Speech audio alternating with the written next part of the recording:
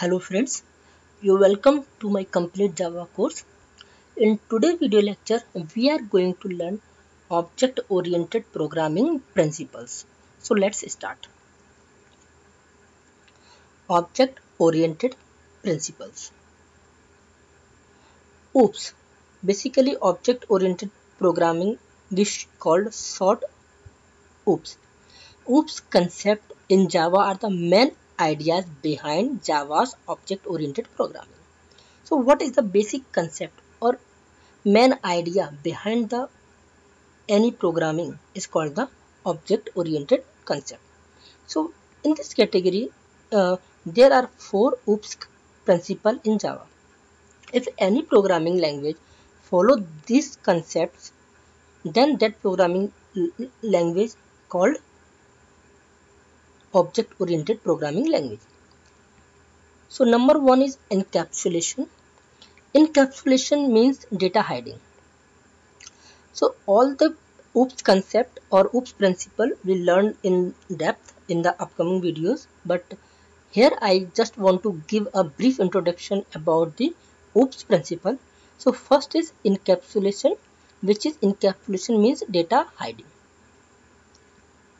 Number two is abstraction. Abstraction means hiding the implementation. So encapsulation means data hiding. Suppose if you create a class and you define a variable's name.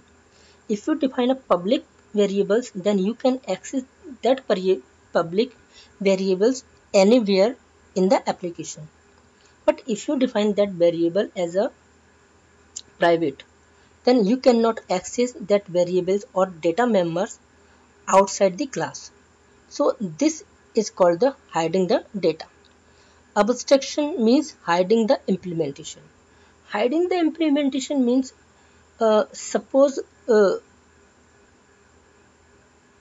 you are the user of the application. So whatever the functionality given by the product owner to you, you are just using that functionality. But behind the scene, what is happening, you don't know. So suppose there is an ATM machine. You are just inserting your card and uh, clicking on the button and putting your PIN card number and getting the money. So behind clicking the button, what is happening, you don't know. So that is called the abstraction. So you don't know what is the what is the happening behind this. So in the same way, in the programming language, in the programming, the hiding the implementation is called the abstraction. Number three is the inheritance. Inheritance is a process where child class acquires the properties of the superclass. Inheritance means parent or child. Child will automatically get all the properties of its parents. In the same way, in the programming or OOPS concept, there is a principle called inheritance.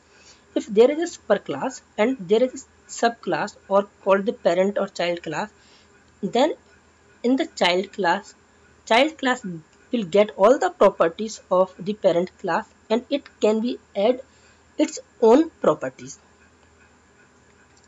Number fourth is polymorphism.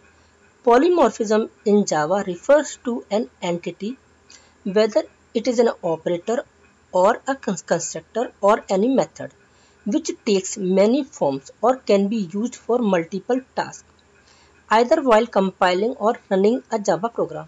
Java does not support operator overloading, exception being plus symbol, which is used for both addition of two numbers as well as for concatenation of two strings. Compile type polymorphism can be achieved by using the method overloading, and runtime polymorphism can be achieved by the method overriding. So basically polymorphism means multiple.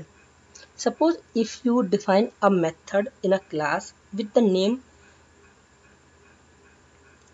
with some name, and if you define that method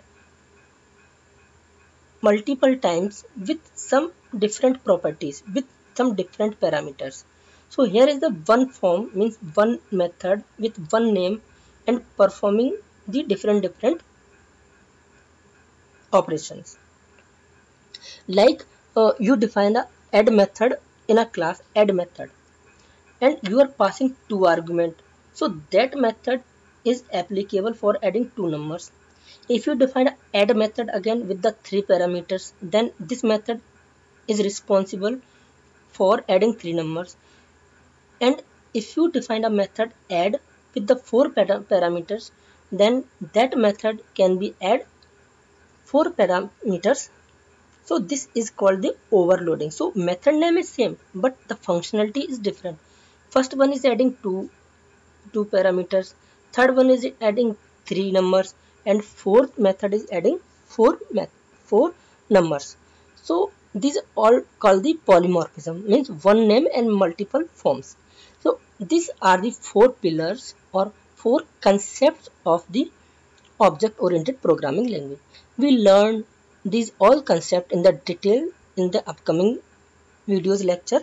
So thank you for watching this video lecture, and I hope you understanding the basic concept of or basic OOPS principle, or what is the definitions of the OOPS principles. And in the next upcoming video we go in the details. So thank you for watching this video lecture, and watch my next video lecture for learning new things in Java.